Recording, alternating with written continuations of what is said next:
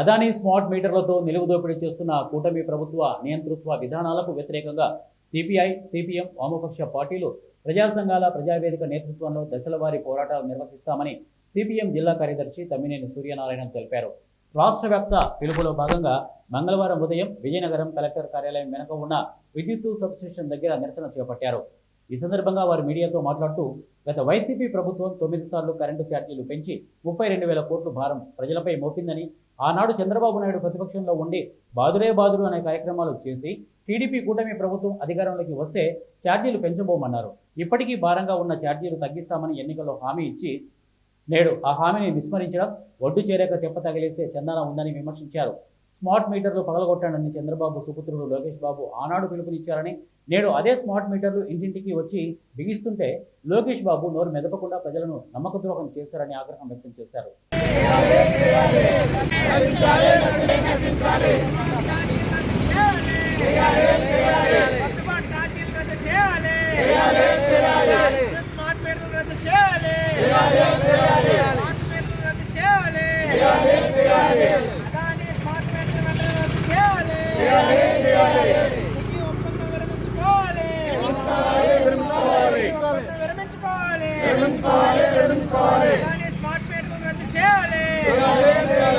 విద్యుత్తు భారాలపైన ప్రజావేదిక ఆధ్వర్యాన రాష్ట్ర వ్యాప్తంగా అన్ని విద్యుత్తు ధర్నాలకు ప్రజావేదిక పిలిపించింది.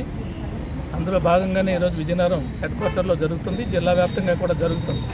ముఖ్యంగా వైసీపీ ప్రభుత్వం 9 సార్లు కరెంట్ ఛార్జీలు పెంచి 32,000 కోట్ల రూపాయల భారం ప్రజల మీద వేసిందని చెప్పేసి ఆనాడు ప్రతిపక్షంగా ఉన్న తెలుగుదేశం కూటమి ప్రభుత్వం మరి దుమ్మెత్తి పోసి ఇది కరెక్ట్ కాదు, ఇది అన్యాయము, అక్రమము, దుర్మార్గం అని చెప్పేసి అప్పుడు ఈ టీడీపీ నాయకత్వం కానీ, జనసేన కానీ, బీజేపీ కానీ చెప్పారు. మరి ఈ రోజుకి వచ్చేసరికి మరి అంతకన్నా భారాలు ఇవాళ రాష్ట్ర ప్రధానికం మీద 50,000 కోట్ల రూపాయలు ఈ రూపంలో భారం వేసే పరిస్థితి మనకు కనబడుతోంది.